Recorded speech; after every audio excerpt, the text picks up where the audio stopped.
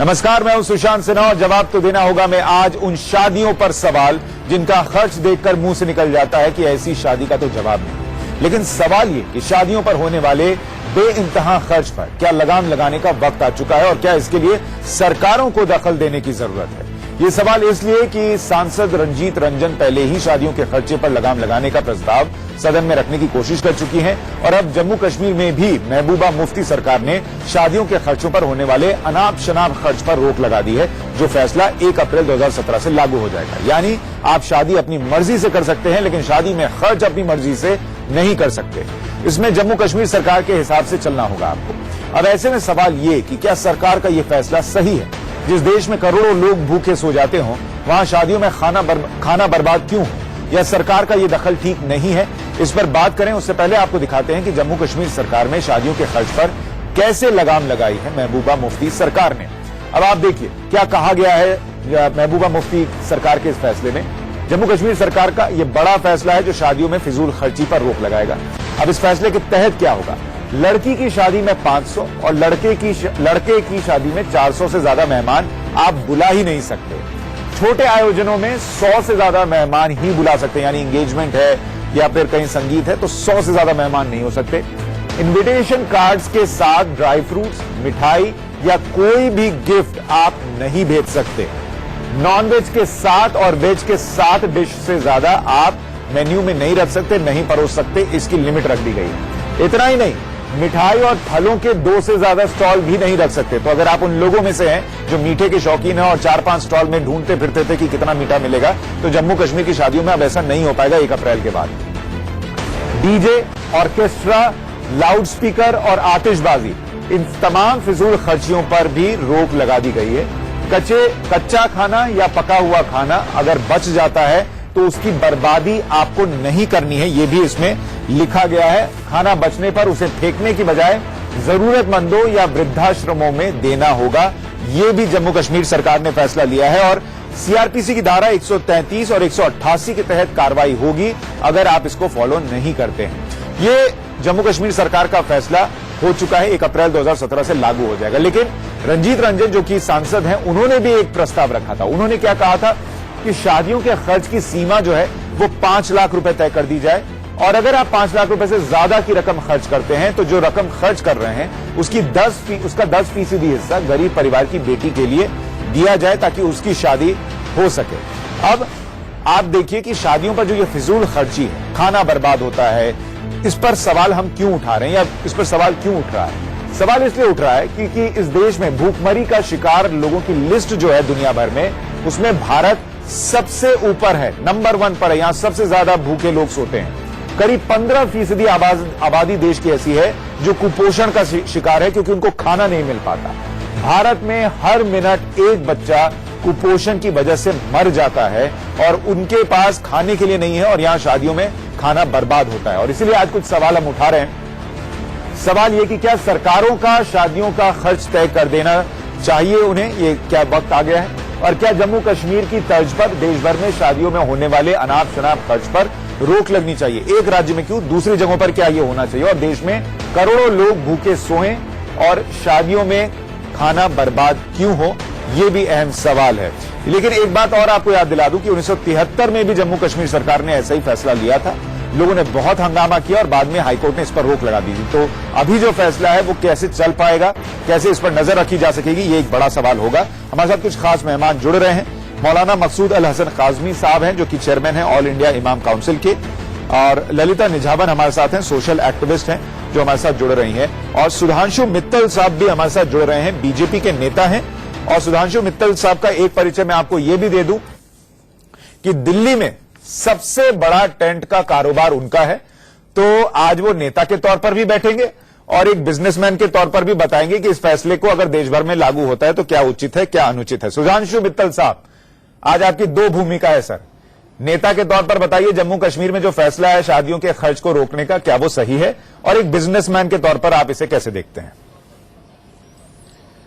मैं दोनों भूमिकाओं में इस फैसले का पूर्णतः स्वागत करता हूं।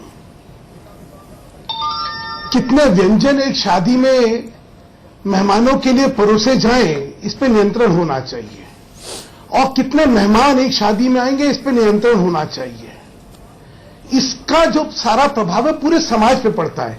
ये किसी एक व्यवसाय का प्रश्न नहीं है। जो व्यवसायी है वो भी कहीं ना कहीं माता पिता है उस लड़की का जिसकी बारात जो है, जिसके घर में शादी होनी है और जिसका खर्च उसको व्यय करना है।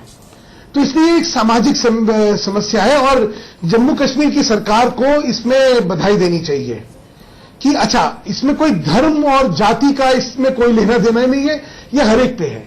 एक चीज हमें ख्याल रखनी चाहिए, देखिए वैसे तो इमरजेंसी के दौरान बहुत अतियां हुई थी और बहुत चीजें गलत हुई थी, लेकिन एक चीज अच्छी हुई थी, तब गैस कंट्रोल ऑर्डर एक आया था जहां पे 25 बाराती से ज्यादा आप बारात में ला नहीं सकते थे और 4 व्यंजन से ज्यादा आप जो है शादी के खाने में दे नहीं सकते थे। तो ये सारी चीजें समाज में सुधारक का काम करती हैं। आज लोग शर्मा शर्मी में एक दूसरे की देख में होड़ लगी हुई है और जो अर्थ लड़का लड़की को मिलना चाहिए अपनी जीवन व्यवसाय करने के लिए, वो फजूल खर्ची। बिल्कुल सुधांशु जी, ऐसे में 2 सवाल। एक तो 1973 में भी जम्मू कश्मीर सरकार ने यह हिम्मत दिखाई थी, यह फैसला किया था, लेकिन बहुत हंगामा हुआ और फिर हाईकोर्ट ने इस फैसले पर रोक लगा दी कि शादी का खर्चा सरकार तय कर दे। क्या इस बार भी वही हंगामा देखने को मिल सकता है? और आपका जो बिजनेस है जो इतना बड़ा, उसमें बहुत सारे लोग काम करते होंगे, अब अगर गेस्ट की संख्या तय हो जाएगी, खाना लिमिटेड हो जाएगा, तो क्या उनका रोजगार जाएगा क्या?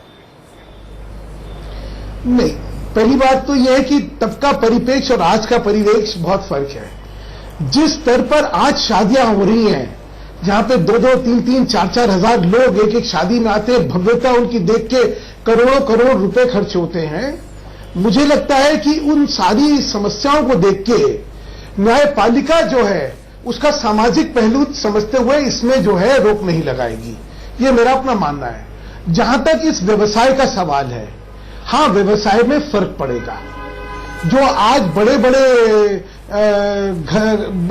दुकानें बनी हुई है इस काम के लिए, उनकी व्यवसाय में वाकई कमी होगी, लेकिन जब आप इसका सामाजिक परिप्रेक्ष्य देते हैं तो मुझे लगता है ये तो सुधांशु मित्तल को दुख नहीं होगा कि अगर कोई आदमी आकर कहे कि सर 500 लोगों के लिए ही टेंट चाहिए? हाँ जी, क्या कहा, दोबारा बोले। मैं कह रहा हूं आपको दुख नहीं होगा एज ए बिजनेसमैन अगर कोई आकर कहे कि सर 5000 लोगों को नहीं बुला रहा शादी में, सिर्फ 200 लोगों को बुला रहा हूं? मुझे बहुत अच्छा लगेगा कि वो कहे कि मैं सिर्फ 50 आदमियों को बुला रहा हूं। क्योंकि मुझे, मेरा मानना है आज के दिन जो हमारे समाज में ये सबसे बड़ी कुरीति हो गई है, उस लड़की का सोचिए जिसके बाप को इस सारे व्यय को खर्च। सर मैं थोड़ा रिएक्शन दूसरे मेहमानों से भी लेना चाहूंगा। मौलाना मकसूद अल हसन खाजमी साहब, क्या ये फैसला उचित है आपके हिसाब से कि राज्य सरकारें तय करें कि शादी आपकी मर्जी की हो लेकिन खर्च उनकी मर्जी से होना चाहिए? देखिए, ये फैसला तो स्वागत योग्य है और इसको हर एक आदमी इसका इस्तकबाल करना चाहिए, इसलिए कि आपने ही खुद ही बताया कि हमारे देश में भूखे मरते हैं। हमारे देश में कुछ ऐसी बच्चियां हैं गरीबों की जो इन शादी की आस में लगी उनकी उम्र गुजर जाती है और उनके पेरेंट पर पैसे नहीं होते तो शादी का इंतजाम नहीं कर पाते। तो ये चीज भी है, लेकिन इसके साथ साथ इसमें जहेज का जो वो है उस पर भी जो एक सबसे बहुत बड़ा घातक हमारी खवातीन के लिए, बहनों के लिए, बच्चों के लिए साबित हो रहा है। सरकार को एक चीज और बढ़ाना चाहिए कि जहेज में भी कमी आनी चाहिए, जहेज भी नहीं देना चाहिए।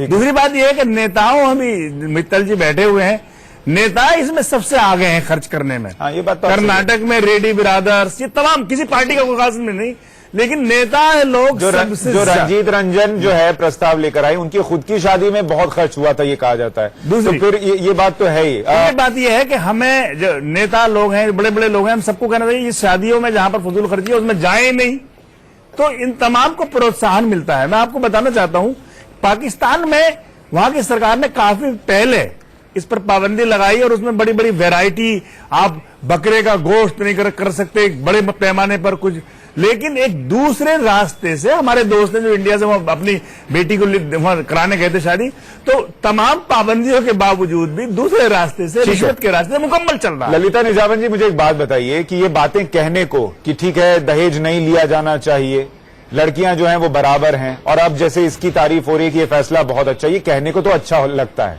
लेकिन कानून होने के बाद भी इस देश में दहेज प्रथा चल रही है। वैसे ही एक कानून बना देने से क्या ये खर्चे रुक जाएंगे या लोगों की अपनी जिम्मेदारी इसमें ज्यादा होनी चाहिए? देखिए, कितने भी कानून बना ले सरकार, कुछ भी कर ले, जब तक समाज नहीं उठेगा और इस तरफ सोचेगा तब तक कुछ नहीं होता। ये मैंने देखा है कि जब तक समाज के साथ जुड़ने से सारा बदलाव आता है, उनकी सोच आती है, तो सब बदलाव आने की तरफ चल पड़ते हैं। अगर 100 लोगों का, या इन्होंने बोला है कि 500 लोग लड़की की तरफ से अलाउड होंगे और 400 लोग लड़के की तरफ से अलाउड होंगे, मैं इसका बहुत स्वागत करती हूं। और राज्यों को भी इस तरफ सोचना चाहिए। और जो इतनी फिजूल खर्ची होती है और जो इतना खाना हमारा बर्बाद होता है शादियों पे, उस पर देख के हमको बहुत दुख होता है। और अगर उस तरफ सरकार चल पड़े तो मैं इसका बहुत स्वागत करती हूँ। देखिए, मैं एक बात मैं और बढ़ाना चाहता हूँ, बच्चियों की तरफ 400 नहीं, ये कर दिया जाए कि बच्चियों की तरफ से खाना देना ही नहीं होना चाहिए। ठीक है। इससे महिलाओं के लिए इससे बहुत बड़ा फेवर कर रहे होंगे महिलाओं का। और मैं ये बताना चाहता हूँ, मुसलमान इस देश में ये सब के सब खिलाते हैं, इस्लाम में तो बच्चियों की तरफ से बारात को खिलाना कभी आया ही नहीं है। कैसे ये नियम लागू कैसे होगा? दूसरे राज्य इसमें कैसे शामिल हो सकते हैं? और सुधांशु मित्तल हमें ब्रेक के बाद ये बताएंगे कि इतना बड़ा उनका टेंट का बिजनेस है और वो इसके पैरोकार हैं कि ऐसा खर्च नहीं होना चाहिए, तो क्या वो लोगों को खुद मना कर देंगे कि 200 से ज्यादा लोगों की गैदरिंग के लिए वो अपनी सर्विस नहीं देंगे? तो आज हम बड़ा सवाल ये उठा रहे हैं कि क्या जम्मू कश्मीर सरकार ने जिस तरीके से कह दिया है कि शादियों का अनाप शनाप खर्च नहीं बर्दाश्त किया जाएगा, वो देश के अलग हिस्सों में भी होना चाहिए, क्योंकि इस देश में भूखमरी से लोग मर रहे हैं और शादियों में अनाप शनाप खर्च होता है और बहुत सारा खाना बर्बाद होता है। सुधांशु मित्तल बीजेपी के नेता, Maulana Maqsood Al Hasan Kazmi chairman all India Imam council के, और ललिता निजावन सोशल एक्टिविस्ट हमारे साथ बने हुए हैं। सुधांशु मित्तल साहब, 2 सवाल। एक तो कि अगर सरकार ये फैसला ले भी ले तो इसको लागू कैसे कराया जा सकता है, और क्या बीजेपी शासित राज्यों में इसे लागू कराने के लिए आप कुछ पहल करेंगे? देखिए, 2 चीजें हैं। जब भी व्यवस्था का परिवर्तन चाहते हैं हम लोग, तो कानून बनाना पड़ता है। कानून और व्यवस्था, कानून बनते ही, और सख्त कानून बनना चाहिए, तो फिर क्या होगा, उसका प्रभाव व्यवस्था पे पड़ेगा। और व्यवस्था में इस चीज का एक सेंसिटिवनेस आ जाएगी कि हमें ये फजूल खर्ची नहीं करनी है। ये एक सामाजिक अभिशाप है जिससे इस समाज को हमें बनाना है। मैं 2 उदाहरण आप सबके सामने रखना चाहता हूं जो मेरे जहन में है और जिसका मैं कायल हूं। एक राजेश पायलट साहब का और एक प्रमोद महाजन जी का। ये दोनों जो हैं अपनी राजनीतिक प्रसिद्धि के शिखर पे थे जब इनके परिवार में शादी हुई। प्रमोद महाजन जी के जब बेटी जो पूनम महाजन है, जो इस समय सांसद है, उनकी शादी हुई तो आप हैरान होंगे, वो केंद्रीय मंत्रिमंडल में कैबिनेट मंत्री थे, लेकिन उनके घराती कितने थे? 46, और बराती कितने थे? 73। क्यों? उन्होंने कहा नहीं, मुझे विवाह जो है, विवाह ये एक व्यक्तिगत मामला है, मुझे इसमें भीड़ भड़क्का नहीं करना है, मुझे ये आडंबर नहीं करना है। तो जब बड़े लोग रास्ता दिखाते हैं तो समाज में चेतना आती है कि इस अभिशाप से मुझे लगता है आप ये बात सही कह रहे हैं कि चेतना से ज्यादा एक सख्त कानून की जरूरत होगी, क्योंकि कासमी साहब आप ये मानेंगे कि लोगों पर ये छोड़ दिया जाए कि वो खुद से ऐसा कर लें, इसमें शायद बहुत वक्त लग जाएगा और उसकी गुंजाइश भी कम होगी कि लोग खुद से तैयार हो जाएं। देखिए, लोग नहीं, खुद से तो तैयार नहीं होंगे। लोगों में इसका इसकी तशहीर की जरूरत है, और खास तौर पर आवाम जो है, पब्लिक जो है, अपने बड़े जो अमीर लोग हैं, जो जिनको वो हीरो मानते हैं या जिनसे वो प्रेरणा लेते हैं, उनसे बहुत ज्यादा सीखते हैं और उनकी नकल करते हैं। नहीं, पर मुझे लगता है जब शादी ब्याह की बात आती है तो फिर वो सारी चीजें खत्म हो जाती हैं। नहीं, खत्म नहीं, वो सब उन्हीं की। जब हमारे बड़े, जब अमीर लोग, जब नेता लोग करोड़ों करोड़ों अरबों अरबों खर्च करेंगे तो गरीब भी उसकी होड़ में लग जाते हैं। और अगर हम, मिसाल के तौर पर इन्होंने मिसालें दी, सोनिया गांधी की, प्रियंका गांधी की भी शादी का ही पता नहीं लगा लोगों को, बहुत से लोग हैं। तो इसी तरह से बड़े बड़े लोगों को शादी बहुत ही सादगी के साथ करनी चाहिए। दूसरी बात एक ये है कि बच्चियों की तरफ से हम जहेज को मना करा करके ये कहा जाए कि आप विरासत में, प्रॉपर्टी में अपने माँ बाप से हक लीजिए, जहेज न दिया जाए। लोग शादी में ज्यादा खर्च करेंगे या नहीं करेंगे तो उनका फैसला है, लेकिन अब मैं और ज्यादा वक्त खर्च करूंगा तो मुझे दिक्कत हो जाएगी। शो में इतना ही वक्त था।